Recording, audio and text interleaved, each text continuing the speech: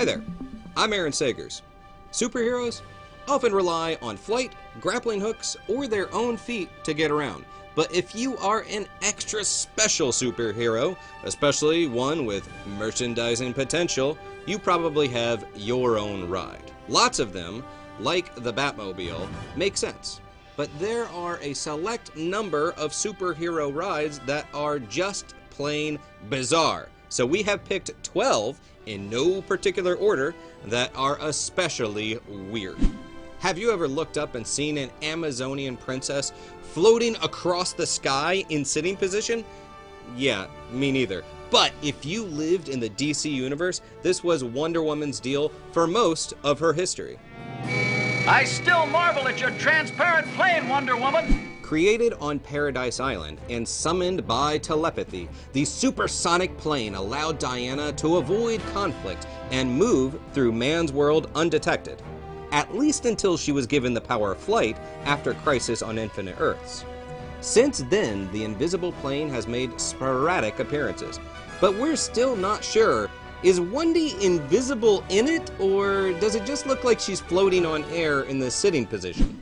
Wonder Woman's Justice League pal Superman, he's been able to fly for most of his 79-year history, but the dude still wanted a sweet car, and he got one in 1978 with the Supermobile. After being dosed with red solar radiation, he seeks protection in the invulnerable flying vehicle with go-go gadget metal arms to defeat Amazo.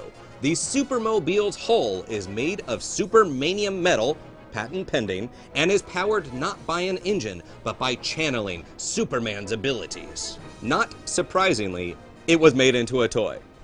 If it seems like Supes may be feeling just slightly inferior to Batman and all his wonderful toys, you may be onto something. In the recent 0-year arc of the Batman comics, the Caped Crusader briefly tooled around in a BATBLIMP, which sort of got a shout out in the recent Lego Batman movie in the form of the Bat Zeppelin. But the mobile suffix on supercars is not limited to DC Comics. In fact, Spider-Man got into the act when the Spider-Mobile, or Spider Buggy, was introduced in 1974. While down on his luck, Spidey was approached by the Corona Motor Company to build a car and promote their non-polluting engine. He needed the dough for rent, and he created the Spider-Mobile with Johnny Storm. Now it can drive up walls and do whatever else a Spidey can and cannot do. Which means when Mysterio tricks Spidey into driving it into the river, it could not swim. It has come back a few times though. The Tinkerer rebuilt it as a car of villainy. And Deadpool, he found it and remodeled it into the Dead Buggy. Hawkeye ended up with it and rebuilt it in Old Man Logan. And in 2015, Parker Industries created a new, high-tech Spider-Mobile in the Amazing Spider-Man comics. I know, a wall-crawling dune buggy seems slightly uncool, except this was the 70s, when it was so cool, there was an anthropomorphized cartoon buggy. Speed buggy! That's me. Don't forget, Spider-Man in his Japanese TV show had a giant sword-wielding robot and a rocket. So that makes up for the buggy. Staying with Spidey just for another moment, let us remember the absurdity of the Goblin Glider, the mode of transport for Spider-Man foes Green Goblin and Hobgoblin.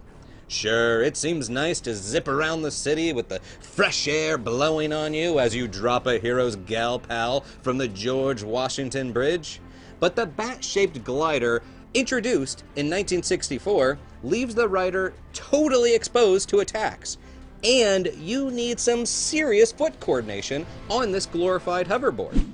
From the world of spiders to beetles, the Ted Kord version of the Charlton Comics character Blue Beetle, he flew around in an airship introduced in 1967. This was all before DC Comics acquired the rights. The giant beetle-shaped craft, it isn't too discreet, but it does have lasers, and it can travel underwater. It also inspired Alan Moore to create an owl ship called the Archimedes for Night Owl in the Watchmen comic. But while some superheroes have animal-themed vehicles, others, they just prefer to ride on animals. In fact, it seems trendy to do so in Atlantis, where Aquaman would ride on his trusty steed, Storm, the oversized seahorse who first appeared in 1965.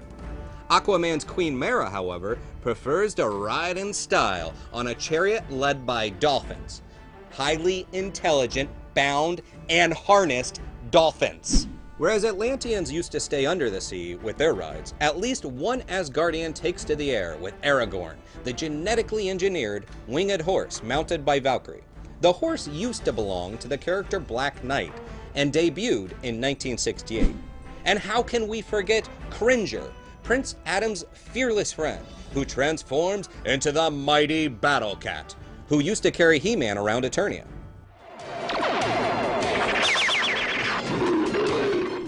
When you're looking for a vehicle to show off to the kids, and a winged horse, or seahorse, or enslaved dolphin just won't do, try on a motorcycle powered by Satan on for size. The Hell Cycle was forged by Mephisto back in 1972.